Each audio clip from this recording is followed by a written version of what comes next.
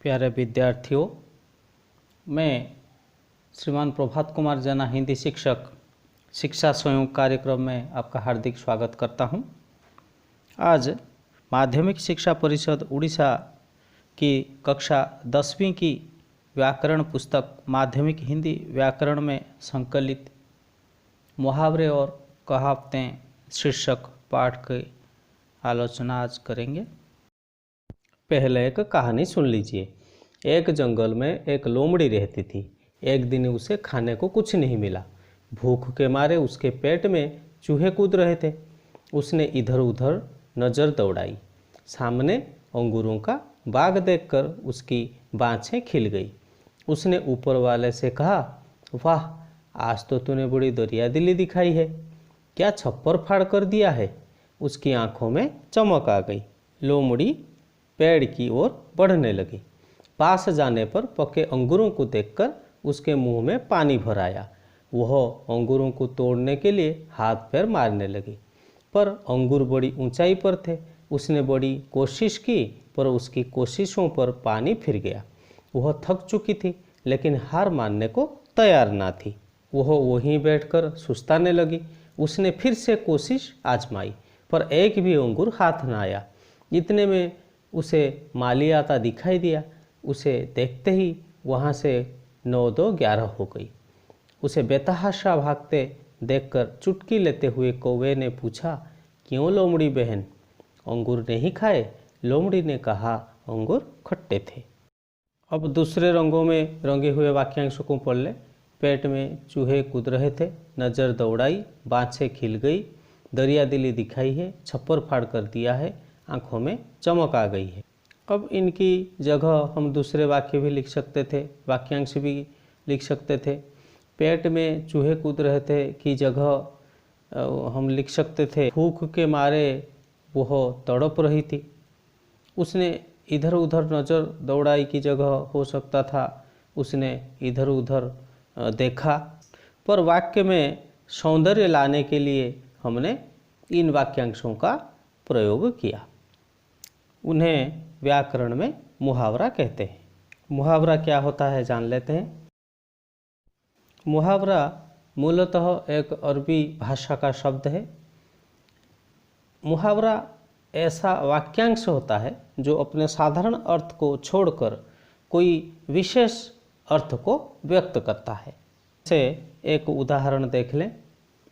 अंधे की लकड़ी अर्थात एकमात्र सहारा, उसे प्रयोग करके हम एक वाक्य बनाएंगे। रमेश ही बुढ़ापे में मुझ अंधे की लकड़ी है। यहाँ लकड़ी अपने जो साधारण अर्थ है उसे छोड़कर सहारे का अर्थ वहन कर रहा है। उसे प्रयोग करके देखें। रमेश ही बुढ़ापे में मुझ अंधे की लकड़ी है, यानी मेरे बुढ़ापे का सहारा ही रमेश है। प्यारे बच्चों, जब मुहावरों को हम वाक्य में प्रयोग करेंगे, कैसे करेंगे? जैसे बिल्कुल आप लोग देख रहे हैं, मैंने लिखा है वैसे लिखेंगे। पहले मुहावरे को लिखेंगे, उसको फिर कोष्ठक में उसका अर्थ लिख देंगे, फिर वाक्य बनाएंगे। इतना याद रखना, जब वाक्य बनाएंगे उसमें उसका जो अर्थ निकलता है उसका प्रयोग नहीं होगा, मुहावरे का प्रयोग होगा। और फिर एक बार देखिए, रमेश ही बुढ़ापे में मुझ अंधे की लकड़ी है। यहाँ अगर हम लिख दें रमेश ही बुढ़ापे में मेरा एकमात्र सहारा है, तो वो वाक्य गलत हो जाएगा, क्योंकि हमें सूचना दी गई है कि मुहावरों को प्रयुक्त करके ही वाक्य बनाना है, उसका अर्थ लिखते हुए। और एक आलोचना कर लें।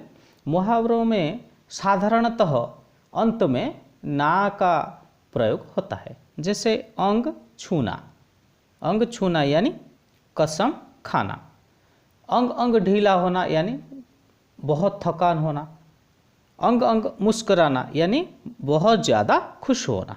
यहाँ हमने देखा प्रायतः मुहावरों में ना लगता है, लेकिन यह जरूरी नहीं है कि हर किसी में इसका प्रयोग हो। अब लोकोक्तियों के बारे में विचार कर ले। लोकोक्ति को कहावत, जनश्रुति भी कहते हैं। लोकोक्ति बहुप्रचलित और लोगों के मुँह चढ़े वाक्य लोकोक्ति कहलाते हैं। इन वाक्यों में जनता के अनुभव का निचोड़ होता है। जैसे कहावत आम बातचीत के दौरान बोले जाने वाले उस वाक्यांश को कहा जाता है जिसका संबंध कहीं ना कहीं पौराणिक कहानी से जुड़ा हुआ होता है। कहावत सदैव सांकेतिक रूप व्यक्त करती हैं और इन्हें यदि आसान भाषा में कहा जाए तो ये जीवन के दीर्घकाल के अनुभवों को छोटे छोटे वाक्यों द्वारा कहना ही कहावतें कहलाती है। अब हम मुहावरे और लोकोक्ति में अंतर देख लें। मुहावरा वाक्यांश होता है और इसका स्वतंत्र रूप से प्रयोग नहीं किया जा सकता, लेकिन इसके विपरीत लोकोक्ति संपूर्ण वाक्य होता है और इसका प्रयोग स्वतंत्र रूप से किया जा सकता है, जो कि आपकी किताब में बहुत सारे उदाहरण दिए गए हैं, उसे पढ़कर आप जान सकते हैं। नीचे एक देखते हैं, अंग अंग मुस्कुराना बहुत प्रसन्न होना एक मुहावरा है, और हीरे की परख जौहरी जानता है, गुणवान ही गुणी को पहचान सकता है, लोकोक्ति है। इन दो वाक्यों को देखिए। अंग अंग मुस्कुराना एक उसका स्वतंत्र रूप से हम प्रयोग नहीं कर पाए, लेकिन देखो बच्चों, दूसरे वाक्य में हीरे की परख जौहरी जानता है, उसके साथ हमने जोड़ लिया गुणवान ही गुणी को पहचान सकता है। और मुहावरे को अंग्रेजी में इडियम्स कहते हैं और लोकोक्ति को प्रोवर्ब्स कहते हैं। मुहावरे और कहावतें एक भाषा के अद्वितीय सांस्कृतिक घटक हैं। मुहावरे निश्चित अभिव्यक्ति हैं जो दिन प्रतिदिन संचार में उपयोग किए जाते हैं, और कहावतें ऐसी सलाह हैं जो सलाह देती हैं। मुख्य अंतर मुहावरे और कहावत के बीच है, नीति वचन में एक संदेश या सलाह देती है और मुहावरों के विपरीत। कुछ और अंतर जान ले। मुहावरा वाक्यांश होता है और कहावत वाक्य होता है। और फिर से एक बार मैं पहले से कही हुई बात को मैं रिपीट कर देता हूँ। मुहावरे का प्रयोग हम स्वतंत्र रूप से नहीं कर सकते, जबकि कहावत स्वतंत्र रूप से प्रयोग हो सकती है। मुहावरे का संबंध फल के लिए नहीं होता है, जबकि कहावत का संबंध फल के लिए होता है। मुहावरा पूर्ण रूप से स्पष्ट नहीं होता, इसका अर्थ निकालना पड़ता है, जबकि कहावत का अर्थ पूर्ण रूप से स्पष्ट हो जाता है।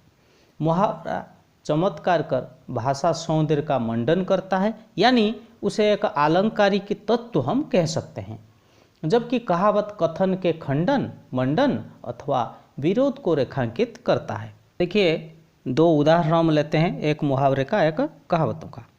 दुम दबाकर भागना मुहावरा है, उसका अर्थ हुआ डर कर भाग जाना।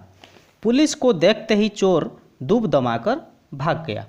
यहाँ देखिए बच्चों, जो दुम दबाकर भागना, उसे स्वतंत्र रूप में हम प्रयोग नहीं कर पाए। और अभी देखते हैं एक कहावत, अपनी गली में कुत्ता भी शेर, यानी अपने क्षेत्र में निर्बल भी शक्ति प्रदर्शन करता है।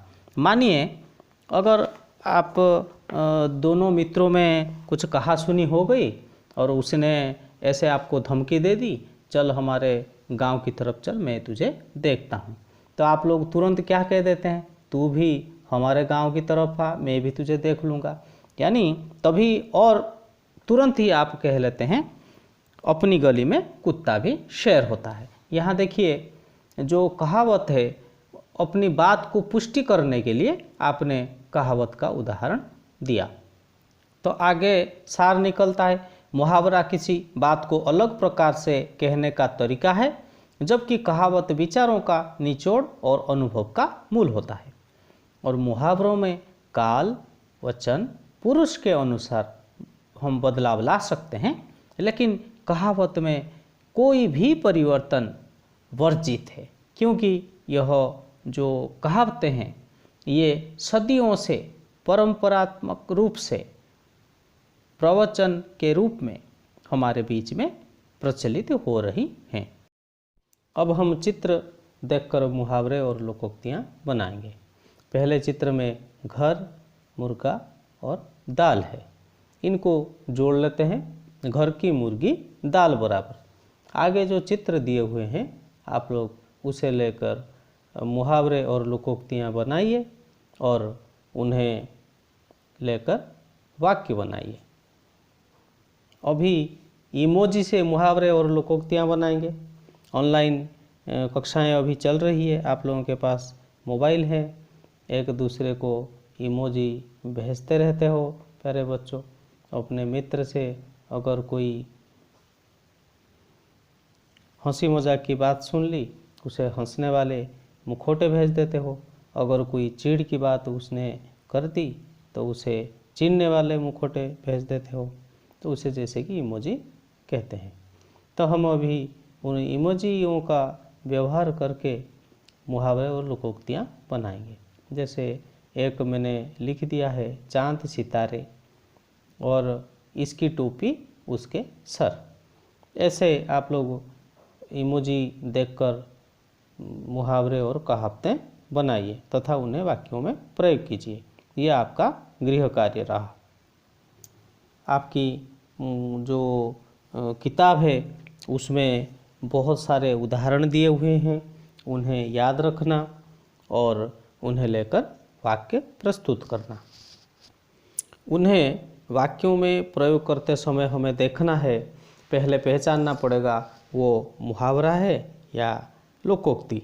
आज कक्षा में हमने जो मुहावरे और लोकोक्तियों में अंतर की आलोचना की, उन्हें याद रखना, उन्हें ध्यान में रखते हुए अगर हम मुहावरे और लोकोक्तियों को लेकर वाक्य का निर्माण करेंगे तो आगे होने वाली त्रुटियों से हम बच जाएंगे। प्यारे मित्रों, आज के लिए इतना ही। धन्यवाद।